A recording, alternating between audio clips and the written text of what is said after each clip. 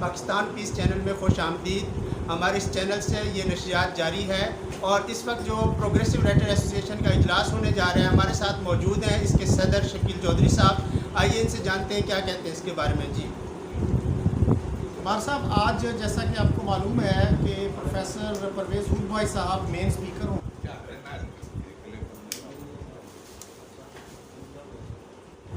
اور پروفیسر ہود بھائی اس وقت پاکستان کے سب سے پرومیننٹ پبلک انٹلیکچوئل ہیں اور انہوں نے قائد اعظم یونیورسٹی میں 47 سال پڑھایا ہے.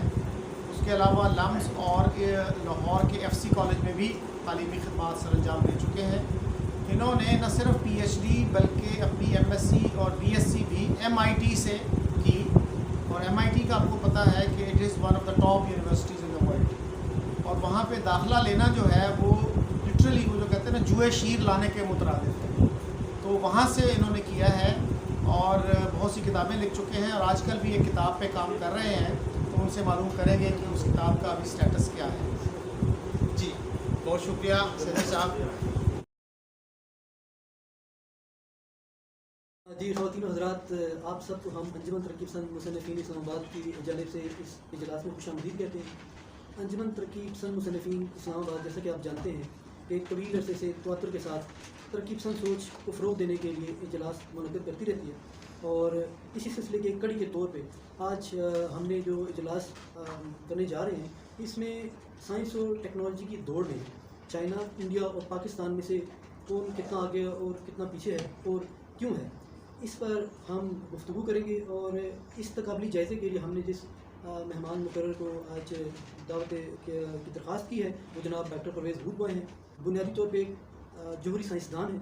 اس کے علاوہ یہ ملکی اور بین الاقوامی یونیورسٹیز میں پڑھاتے بھی رہے ہیں. ان کی گریجویشن سے لے کر پی ایچ ڈی تک جو تعلیم ہے انہوں نے ایم آئی ٹی سے حاصل کی. اس کے علاوہ یہ پاکستان میں روشن خیالی، سیکولرزم، خواتین کی خود مختاری اور انسانی حقوق کے لیے ہمیشہ سے کوشاں رہے ہیں. اور آج اس موضوع پر ہم انہی سے سنیں گے کہ ہمارا جو سائنس اور ٹیکنالوجی میں جو مقام ہے وہ پیچھے کیوں ہے باقی دنیا کے اور ہمسایہ ممالک سے. اس کے علاوہ ڈاکٹر پرویز ہود بھائی ایک مصنف بھی ہیں. ان کے کتاب اسلام اینڈ سائنس اور religious orthodoxy and better for rationality بھی ہے اور اس کے علاوہ ایک کتاب یہ بھی تصنیف کر رہے ہیں اور ایٹم بم کے اوپر بھی انہوں نے کتاب لکھی ہے. آج کا جو ہمارا اجلاس ہے اس کی صدارت جناب زید سید صاحب کو ہم نے سونپی ہے. تو ان سے درخواست ہے کہ وہ بھی تشریف لیں اگر ہمارے ساتھ. اور میں مزید آپ کے اور مقرر صاحب کے درمیان حائل نہیں ہونا چاہتا تو میں ان سے درخواست کروں گا کہ وہ اپنی گفتگو کا آغاز کریں.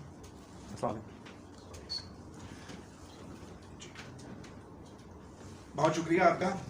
انجمن ترقی پسند مصنفین تجویز کیا تھا کہ چین، انڈیا اور پاکستان کا ایک تقابلی جائزہ لیا جائے. بڑا مشکل سوال دیا انہوں نے مجھے. بہرحال یہ ایک اہم موضوع بنتا ہے تو اس پر ہمیں آج توجہ مرکوز کرنا ہوگی. سب سے پہلے تو دیکھا جائے کہ آبادی کس ملک کی کتنی ہے تو پاکستان کی کوئی 230 ملین ہے اور چین اور انڈیا دونوں کی آبادیاں برابر ہیں 1.4 ارب یعنی کہ 1400 ملین. تو اگر آپ ان کو تقسیم کریں تو 6 اور 1 کا تناسب بنتا ہے. جہاں 1 پاکستانی ہے ادھر 6 ہندوستانی ہیں اور 6 چینی ہیں. اب ہم کئی لحاظ سے ان کا مقابلہ کر سکتے ہیں، موازنہ کر سکتے ہیں، لیکن چلیے ایک پیمانہ تو یہ ہے کہ کل قومی پیداوار کس کی کتنی ہے. اگر آپ مجھے اجازت دیں میں کھڑا ہو کے بولنا چاہوں گا. ہماری بات ہو رہی تھی کل قومی پیداوار کے اعتبار سے، یعنی کہ ایک ملک میں کتنی دولت پیدا ہوتی ہے. تو اس میں کھیت، زراعت، صنعت، دفتر سب کچھ آ جاتا ہے. اور یہ کام تو پھر اکانومسٹ کا ہوتا ہے کہ وہ حساب لگائیں کہ کس ملک میں کتنا پیدا ہوتا ہے. تو اندازہ ہے کہ پاکستان کا جی این پی کوئی 1 خرب ڈالر ہے یعنی کہ 1000 ارب ڈالر. تو ہم اس کو ایک اکائی سمجھیں گے. ہندوستان کا ہے 9.6 کچھ ہے 9.9 سمجھ لیجئے. اگر پاکستان کے حساب سے ہوتا تو پھر 6 ٹریلین ہوتا، 6 خرب ہوتا. چین کا ہے 23.6 اور یہ دنیا کا سب سے بڑا جی این پی ہے. دنیا کی سب سے بڑی معیشت چین کی ہو چکی ہے. تو یہ 2019 کی بات ہے کہ 2019 میں چین نے امریکہ پر سبقت حاصل کر. اس وقت امریکہ کا جی این پی ہے 21.7، یعنی کہ چین اب دنیا کی سب سے بڑی معیشت ہے. اور یہ تو خیر صرف موٹی موٹی بات ہے، اس میں ہم یہ نہیں بتا سکتے کہ اس دولت کی تقسیم کس طرح سے ہوتی ہے، کہ کیا یہ منصفانہ ہے، غیر منصفانہ ہے، یہ ساری باتیں علیحدہ ہیں. لیکن یہ کہ ان کی ٹوٹل پروڈکشن کتنی ہے.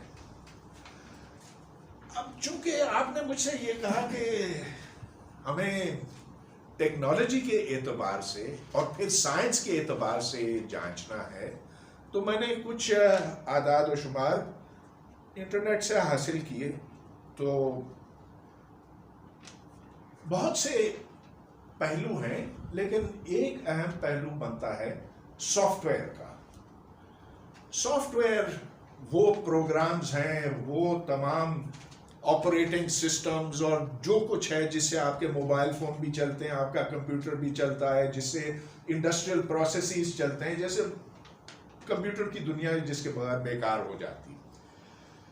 تو اس سال ہم نے اخبار میں یہ پڑھا کہ پاکستان نے اب ریکارڈ توڑ دیا اور ہمارا ایکسپورٹ، ہماری جو برآمدات ہیں سافٹ ویئر کی، وہ $2 ارب سے تجاوز کر گئی، اس کے لگ بھگ پہنچ گئی ہے یا اس سے تھوڑا سا آگے.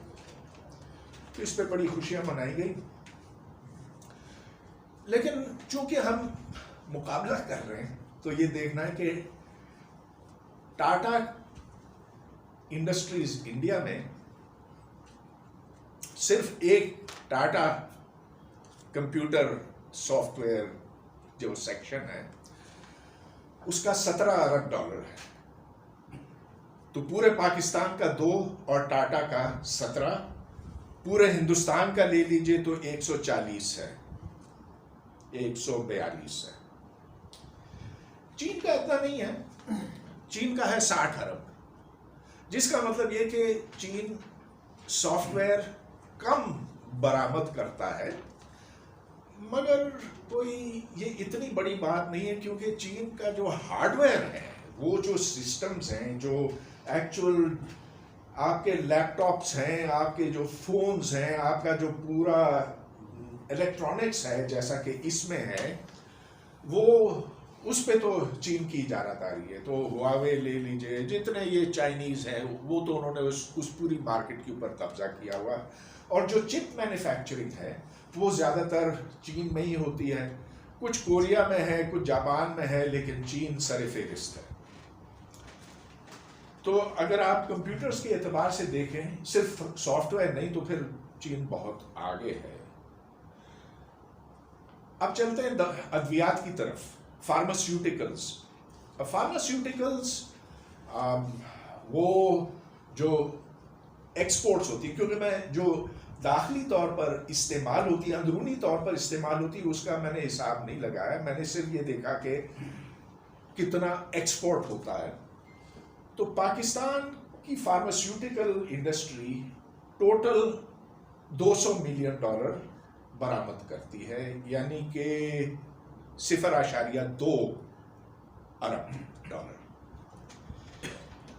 انڈیا کا ہے 25 بلین اور چائنا کا ہے 35 بلین.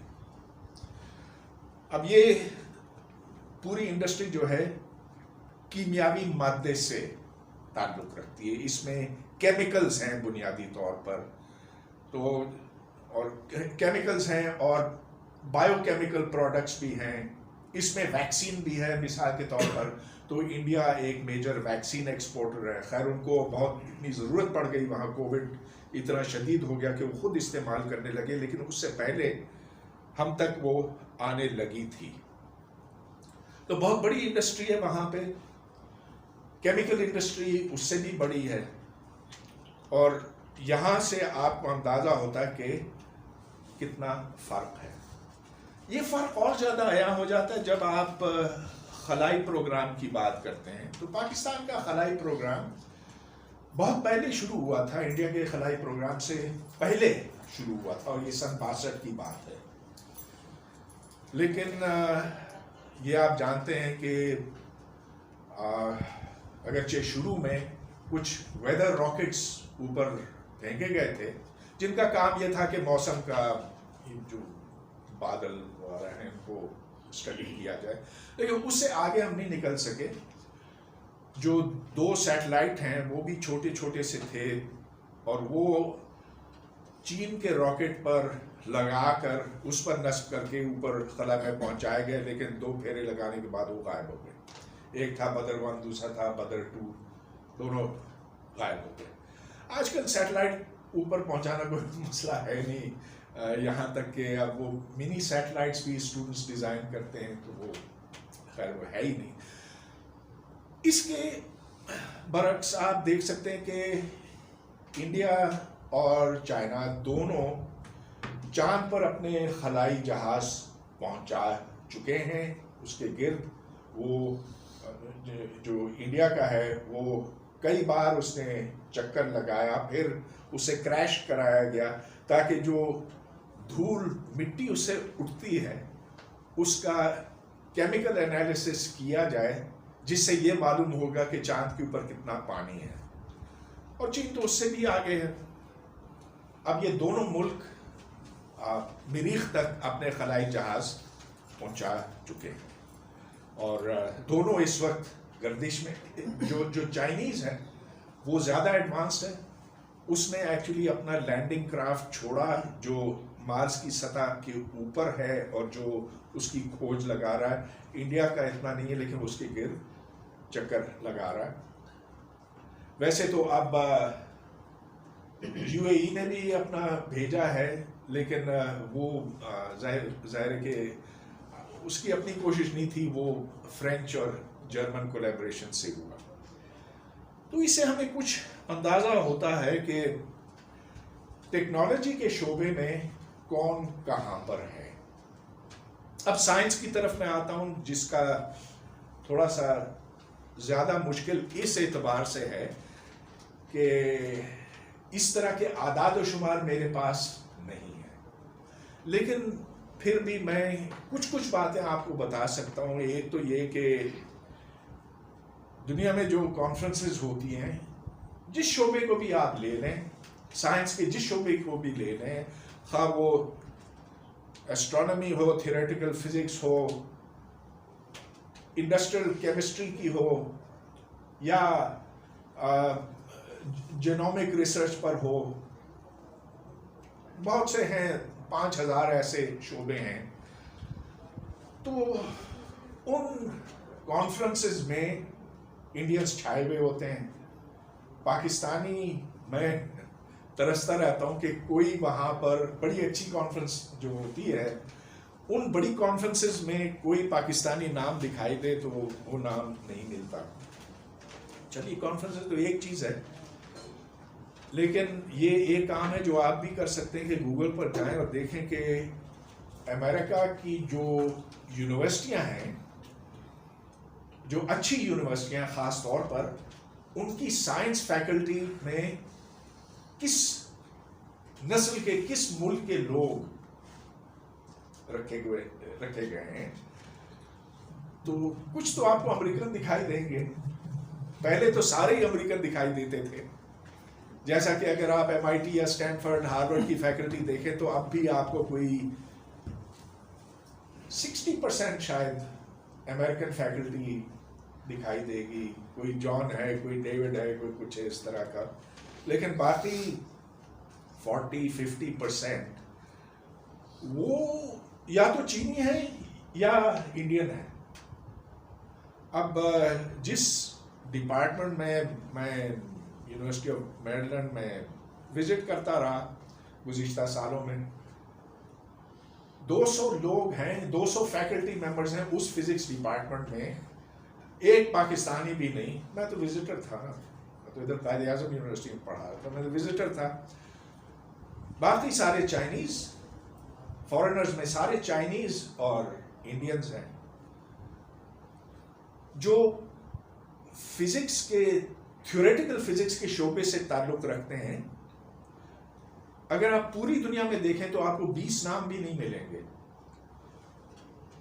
میتھمیٹیشین ایک بھی نہیں ملے گا, Pakistani mathematician not to be found in the whole world.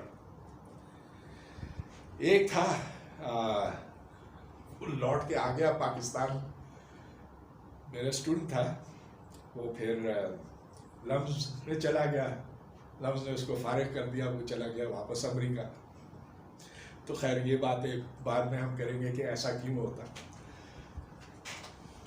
غرض یہ کہ آپ اگر کانفرنسز دیکھیں, اگر آپ فیکلٹی دیکھیں تو ادھر پاکستانی نہیں دکھائی دیتے. جہاں پاکستانی دکھائی دیتے ہیں وہاں پیپرز کی تعداد میں ڈھیروں ڈھیر پیپرز آج کل چھاپتے ہیں.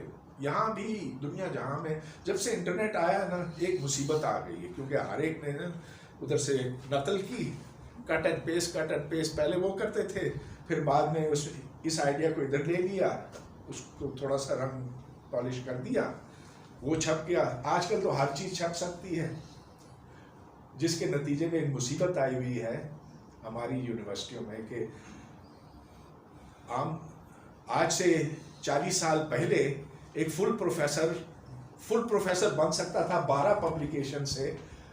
اب تو ہر پی ایچ ڈی اسٹوڈنٹ کے 12 کیا 20 پبلیکیشنز ہو گئی ہیں, لیکن اب وہ پبلیکیشنز کوئی معنی نہیں رکھتی. تو پبلیکیشن ڈھیر ساری آپ کو مل جائیں گی, مگر اس کے اندر جو مواد ہے, جو تحقیق ہے, جو سوچ ہے, وہ آپ کو نہیں ملے گی.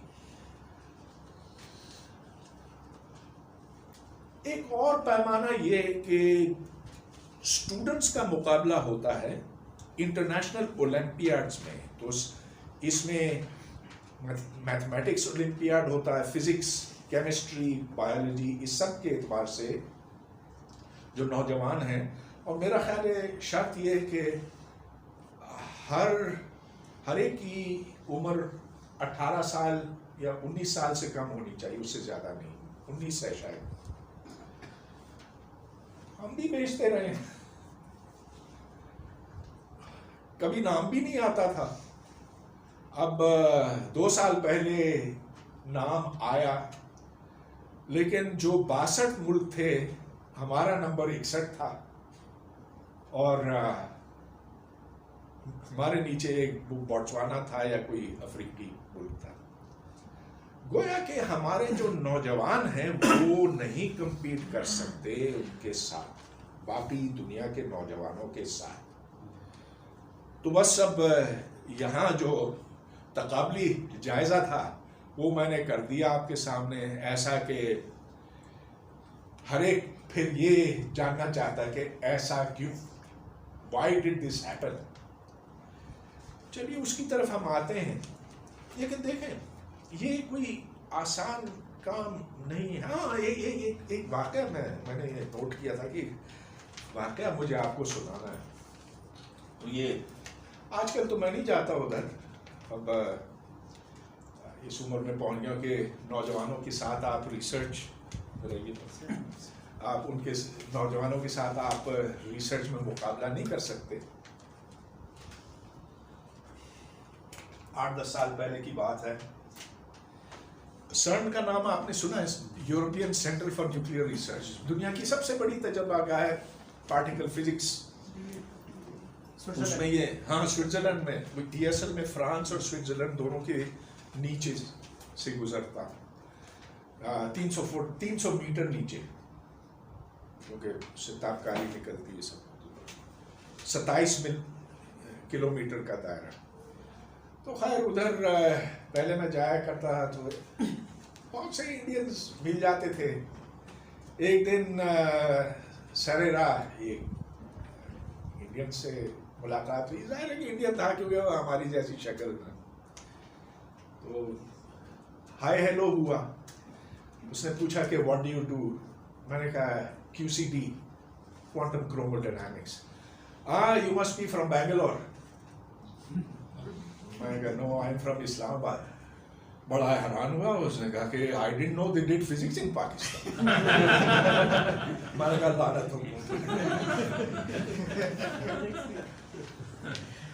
یہ تو نہیں کہا لیکن دل بہت خراب ہوا کیونکہ آخر یار کیا ہم ایک ہی تھے ایک زمانے میں, تو آخر ہوا کیا کہ وہ ادھر مریخ تک پہنچ گئے, ہم تو پتھر اوپر پھینکتے وہ نیچے گر جاتے. تو پھر میں نے سوچا کہ آج اس کی کوئی توجہ بھی آپ کے سامنے پیش کروں, لیکن اس میں ہمیں بہت پیچھے تک جانا ہوگا. 4000 سال پہلے چلتے ہیں. چین کی جو قدیم تہذیب تھی جس کے بارے میں چینی بہت فخر کرتے ہیں کیونکہ انہوں نے بہت کچھ دریافت کیا تھا, بہت کچھ ایجاد کیا تھا, یہاں تک کہ کاغذ کی ایجاد وہیں کی ہے, بارود کی ایجاد چین سے آئی, اور یہ تو ہزاروں سال پرانی تہذیب ہے. اور اس میں ہان ڈائنیسٹی, منگ ڈائنیسٹی, چنگ ڈائنیسٹی, پوری ڈائنیسٹیز چلی آ رہی ہیں. کچھ وقت کے بعد یہ مان پڑ گئیں, انگریز بھی آ گیا, یہ تھم گئے. لیکن کوئی ماؤ کے دور کے آخر میں یہ پھر اٹھ کھڑے ہوئے. انہیں یہ احساس ہوا کہ ہماری ماضی تو بڑی شاندار ہے سائنس اور ٹیکنالوجی کی, لیکن ہماری تعلیم وہ نہیں ہے جو سائنس اور ٹیکنالوجی کے لیے درکار ہے, اس کے موافق ہے. تو انہوں نے پھر بہت زور دیا میتھمیٹکس کے اوپر, اور میتھمیٹکس اور ریڈنگ پر کمپریہنشن پر. ان کی تعلیم پہلے سے ہی اچھی تھی, لیکن اب انہوں نے اس کو بہت بہتر بنا دیا, بہت کمپیٹیٹو بنا دیا. اگر آج آپ پوچھیں کہ دنیا کے میتھ اولمپیاڈز میں, فزکس اولمپیاڈ میں, کیمسٹری اولمپیاڈ میں نمبر 1 کس کا ہے, تو that is China. Absolutely number 1 is China. امریکہ کوئی 6 یا 7ویں نمبر پہ ہے, اور اس سے امریکہ کو بڑی پریشانی ہے اور ہونی بھی چاہیے. ویتنام جس کو امریکہ نے ٹھیک ٹھاک مارا تھا, جس کے اوپر ہر روز B-52 بمبرز پرواز کرتے تھے, بم گراتے تھے, اب وہ امریکہ سے آگے نکل گیا ہے میتھمیٹکس میں. تو چائنا نے پھر جو اپنی تعلیم کو بدلا, اور ہم دوسرے اسباب پر بھی آئیں گے, لیکن وہ بہت اہم بات تھی. اب چائنا کی ایک پوری تاریخ تھی, اور جیسا کہ میں نے کہا کہ اگر آپ ان کی سائنس کی ماضی دیکھیں تو بہت کچھ آپ کو ایسے ملتا ہے جس میں انہوں نے پہل کی تھی.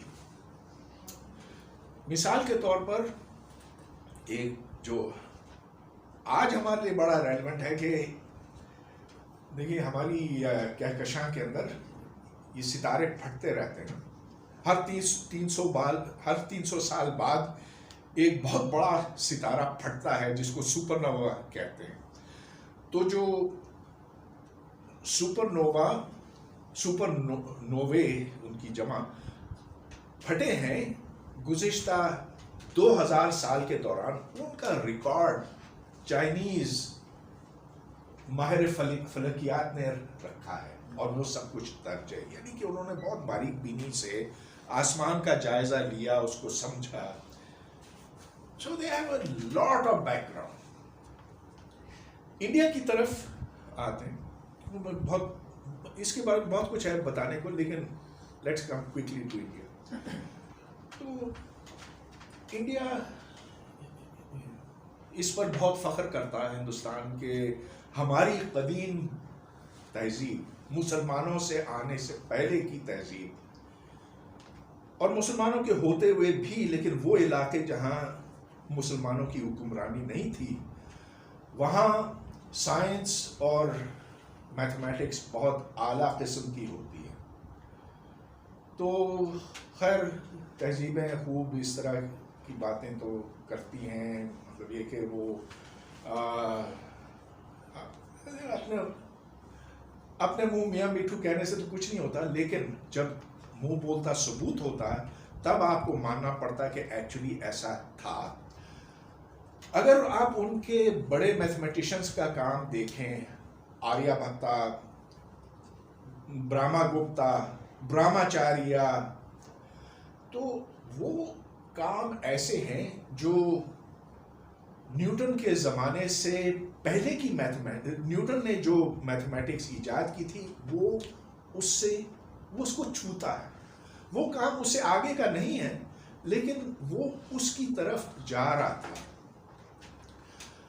ہاں یہ بات صرف برہمنوں تک محدود تھی، کیونکہ صرف برہمن کو اجازت تھی کہ وہ ان چیزوں کے بارے میں سوچے، کہ وہ میتھمیٹکس سیکھے اور اس کو پڑھائے. لیکن یہ ایک مقدس چیز تھی ان کے لیے، اور اس کی ایک وجہ یہ بھی تھی کہ جب وہ مندر بناتے تھے تو مندروں کو بنانے کے لیے ان کو ایک میتھمیٹکس کی ضرورت ہوتی تھی. مگر اس سے آگے وہ کافی کچھ نکل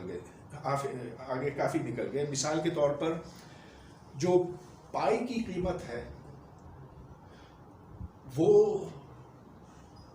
5 ہندسوں تک انہوں نے معلوم کی تھی. 3.1415927 جو بھی ہے. آج تو ہم کمپیوٹر پہ اینی نمبر آف ڈیسیملز پہ نکال سکتے ہیں، لیکن یہ انہوں نے جانا تھا. کیلکولس کے نزدیک پہنچے تھے اور بہت سے کام کیے تھے. اب مسلمانوں کی طرف آتے ہیں، کیونکہ یہ بڑا اہم مسئلہ ہے کہ مسلمان جب آئے اس برِ صغیر میں، اس خطے میں، تو وہ اپنے ساتھ علم نہیں لائے. دین لائے لیکن علم نہیں لائے، سائنسی علم نہیں لے کر آئے.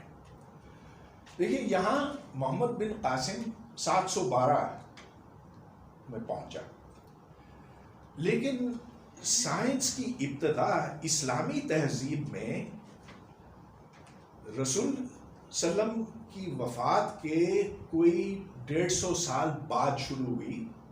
اور وہ یوں شروع ہوئی کہ جب اسلام پھیلنے لگا تو یونان کی تہذیب سے اس کا ٹاکرا ہوا.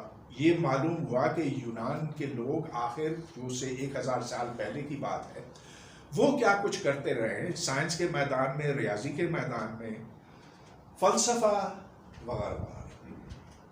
اور جب وہ بغداد، دمشق، جودیشا پور ان جگہوں پر پہنچے تب انہیں اندازہ ہوا کہ یونانی زبان کے اندر کیا کچھ ہے. تو پھر ترجمے کا عمل شروع ہوا. اور یہ آپ کہہ سکتے ہیں کہ 9ویں صدی سے لے کر 13ویں صدی تک جتنی سائنس تھی اس پورے کرے پہ، اس پوری دنیا میں، وہ مسلمانوں کی تھی. تو واقعی وہ زمانہ تھا جب مسلمانوں نے بہت بڑے کارنامے انجام دیے. اور جیسے ابن الہیثم ہے، ابن الہیثم نے جو کتاب المناظر لکھی وہ 300 سال بعد تک، 500 سال بعد تک پڑھی جاتی تھی، کیونکہ اس کے اندر بہت بنیادی اصول درج تھے. لیکن یہ آپ یاد رکھیں کہ وہ اس طرف تھا، دنیا کی اس طرف تھا، عرب کی طرف تھا، بغداد میں تھا، پھر بعد میں ہسپانیہ. یہاں کوئی نہیں، یہ اس علم کا اس طرف آنا نہیں ہوا. تو جب البیرونی یہاں پہنچا، البیرونی آیا تھا جس نے محمود غزنوی کے ساتھ یہاں پہنچا. اس کے ساتھ ساتھ اس کے ہمراہ ہے، لیکن وہ لوٹ کھسوٹ کے لیے نہیں آیا، وہ دیکھنے کے لیے آیا، سمجھنے کے لیے آیا. اور اس نے سنسکرت سیکھی. بڑا ذہین آدمی تھا. اس نے پھر پورا مطالعہ کیا کہ آخر ان کی جو پرانی کتابیں اس میں کیا کچھ ہے. وہ باتیں جو وہ خود بھول چکے تھے وہ اس نے ان کو یاد دلائیں. صفر کا تصور بھی اس کو وہیں پر ملا جو پھر اس نے وہاں پہنچایا, اور یوں پھر یہاں سے ہند سے عرب کی طرف علم کا جانا ہوا.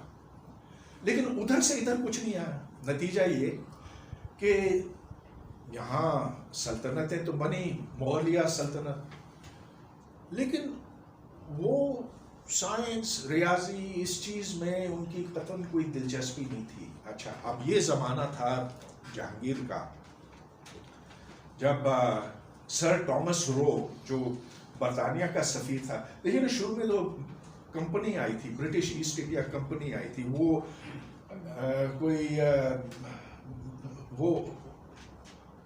وہ قبضہ کرنے کے ارادے سے نہیں آئے, وہ تجارت کے ارادے سے آئے. لیکن انہوں نے دیکھا کہ یہاں تو کوئی نظام ہی نہیں ہے, اور وہ آہستہ آہستہ اس میں اپنا حصہ چھینتے چلے گئے, اپنی طاقت بڑھاتے چلے گئے, اپنے آپ کو مضبوط کرتے چلے گئے. اور پھر ایک ایسا وقت آیا جب انہوں نے بس پورے ہندوستان کو فتح کر لیا. تو مگر شروع کے دنوں میں جب وہ آئے, جب انگریز یہاں پر آیا, تو یاد رہے کہ یہ وہ سائنسی انقلاب کا زمانہ ہے جو یورپ میں اس وقت برپا ہو چکا تھا, بلکہ وہ ان پروسیس تھا. تو یہ سفیر جو ہے وہ آتا ہے, اس کی بڑی پیٹیاں ہیں, اس کے اندر سائنسی آلات ہیں, اس میں یہ چشمے ہیں, اینک ہیں, اور وہ اینک دیتا ہے بادشاہ کو. بادشاہ دیکھ کر بڑا اچھا ہے, مجھے تو اب صاف نظر آنے لگتا, دور بھی نظر آتا ہے, نزدیک بھی نظر آتا ہے. پھر اس کو دوربین دی تو دوربین بھی اس کو بڑی پسند آئی, جہانگیر کو بڑی پسند آئی. اس نے کہا یہ کتنے کا ہے, کوئی قیمت طے ہوئی. پھر جو ادھر درباری تھے انہوں نے بھی اپنا خرید